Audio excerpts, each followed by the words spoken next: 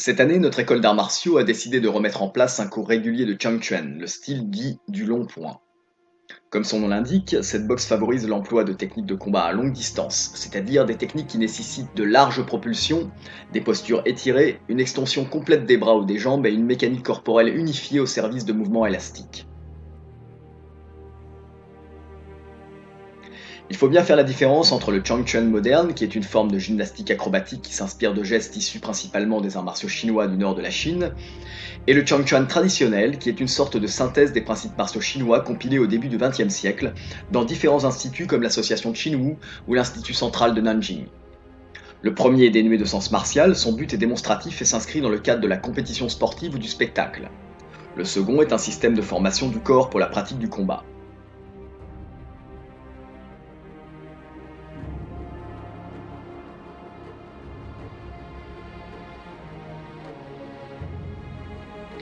C'est en complément de l'étude du Wing Chun, du Tai Chi Chuan et du Sanchu que notre école a choisi de réinstaurer la pratique du Chang Chun traditionnel afin de proposer plusieurs expressions du même concept martial, celui que l'on nomme aujourd'hui Wushu.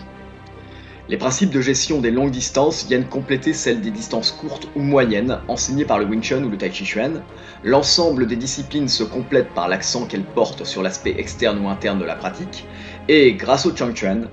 les pratiquants de Sanchu s'enrichissent de toutes les subtilités techniques et mécaniques des boxes musulmanes du nord de la Chine.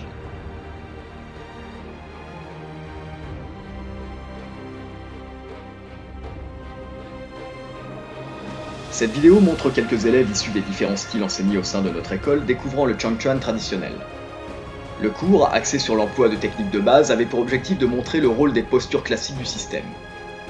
Puisque le Wushu est un concept martial unique, les liens entre le Chang Chuan et les autres disciplines ont pu être faits très facilement et tous ont compris l'intérêt de la pratique du style du long point en tant que système de formation corporelle.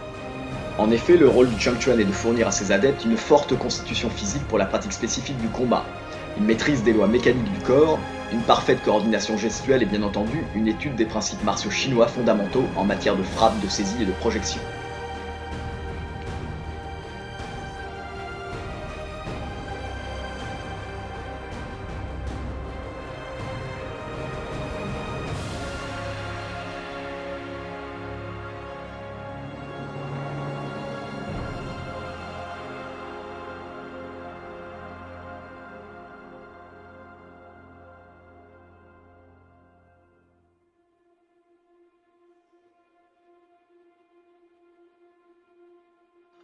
Encore peu connu en France, le Chang Chuan traditionnel résume parfaitement l'essence des boxes dites externes du nord de la Chine. Direct et sans artifice, il comblera ceux qui cherchent à comprendre sur quelle base les différents styles martiaux chinois se sont constitués et quels étaient les stratagèmes employés pour former le kung-fu dans le wushu.